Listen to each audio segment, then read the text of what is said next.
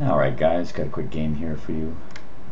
This game was actually from a few days ago, so my recall of it may not be perfect in terms of what I was thinking while the game was underway, but should get a pretty good sense of it. That's right, I have to move these guys into the frame now, thanks to the changes to the interface.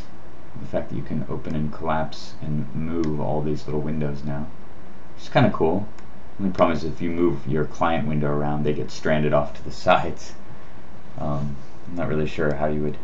There's some way to get them pinned to the interface, but whoever made this client is really fond of lots and lots of separate tabs and windows. I don't know why they think that a consolidated interface is a bad thing, but anyway, we'll make do. So I've got a pretty good draw actually. Chrome Mox and a Rift, as well as Vampiric Tutor and the Arid Mesa. We have a turn 3 Zur, which against this red-white commander, Aurelia, the war leader, and going first is probably going to be adequate, so I'm in pretty good shape. Definitely a keeper hand. He's mulliganing as well. So here we go. Divining Top. So my intention here, of course, is to just Vampiric Tutor, EOT, because I have blue mana here anyway, and I'm just going to go get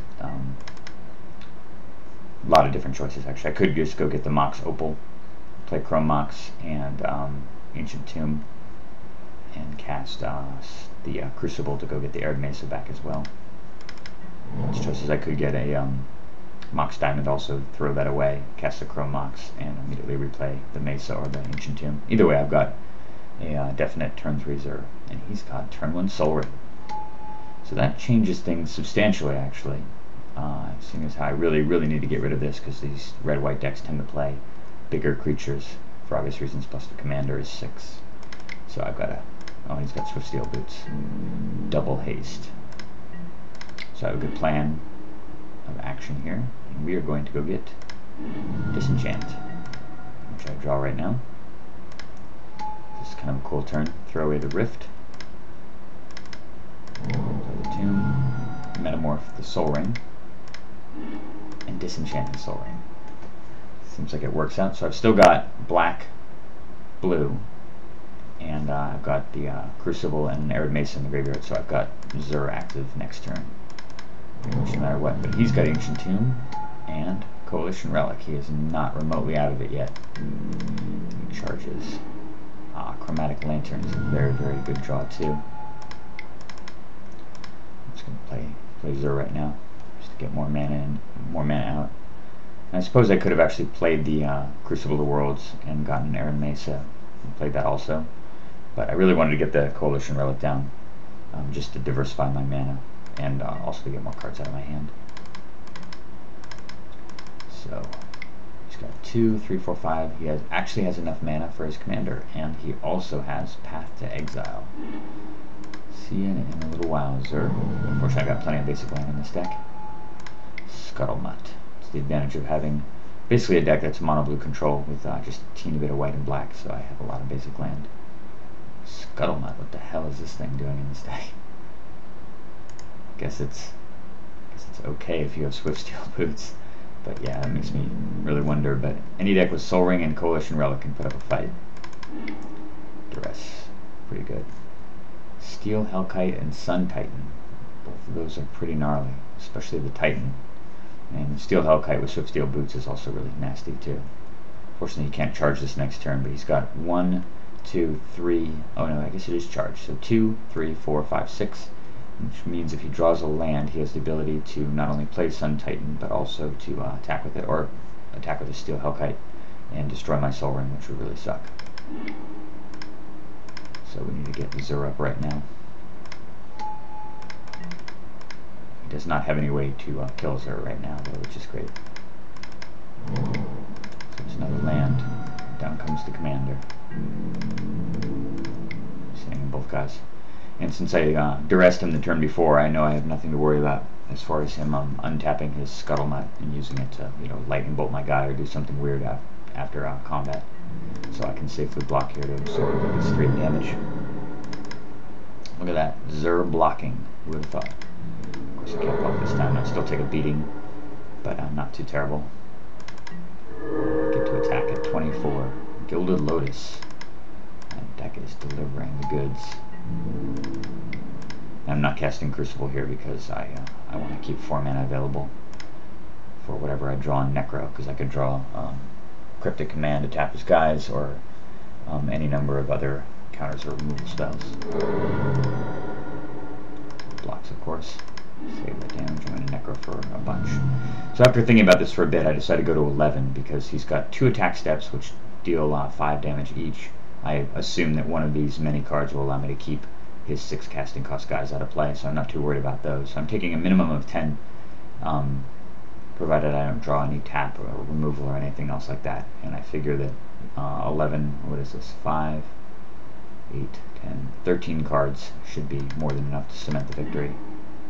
And I draw basically nothing other than, I do have Forbid, which is great, and I draw Mind Twist, but I draw no combo pieces, and no tutors either. Fortunately, I do still have the top out, but he could put me to 1 here and make it very, very tough for me to win. Fortunately, I do have the Aura of Silence, so I have the ability to kill my own Necro if it comes to that, and I certainly would do that happily. I'm just going to throw away all those extra lands. And reasonably sculpted hand. Let's see what he does here. Wall of Omens. Such a strange thing to put into play, given that he could play Sun Titan and get a Soul Ring out or something. Soul Ring would allow him to Swift Steel Boots the Sun Titan and attack with it. But I guess he just is in emergency mode here and trying to draw a card. Flame Tongue Kavu. Well, that's quite a card to draw, I guess, given that it kills Zur. But fortunately I've got Mana Leak, so we're not too concerned.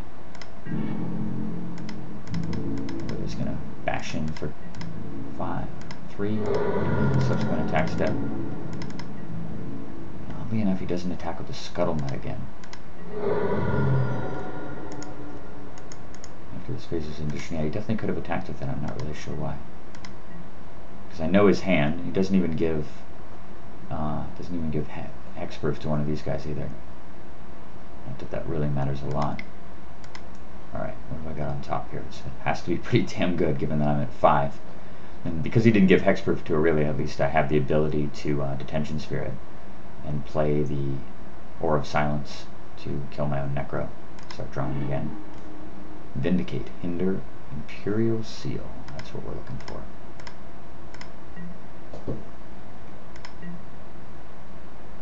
But unfortunately, though I do have Imperial Seal, I have no way to draw the card I seal for yet.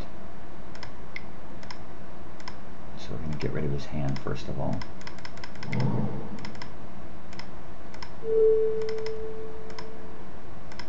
There's the hand. I've got enough mana left to Detention Sphere the Aurelia. That keeps me from dying next turn. Kind of important. I've got 1 black mana left over, so I'm going to Necro twice. Because I want to put the Hinder on top in case I know I've Necro twice and I put the Hinder 2 cards down, so I want that on top so I can flip it and use it if necessary. So I've picked up Vindicate and Imperial Seal here, and I'm at 3. Hypocrisite. As lame as that creature is right now, I actually have to counter it because I need the life. So I'm able to forbid.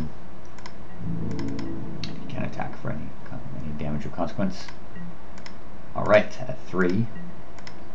I think this just might work out. 3 black, Imperial Seal. Look at the Helm. Play the Helm. Zur goes in, I'm at 1. Combo intact. Game over. All those little tiny different things made such a difference. The fact that I win this game at 1 and he missed out on at least 2 points of damage and potentially quite a bit more had he played his other creatures. But yeah, just a very cool close game where my opponent was able to rally back despite having his Soul Ring copied and then destroyed. I thought it was a pretty cool game with me comboing him out at 1. And there were other routes to victory here, but this was just a neat way for it to end. definitely worth a YouTube video, and I've got some even better games coming up soon. See you in a bit.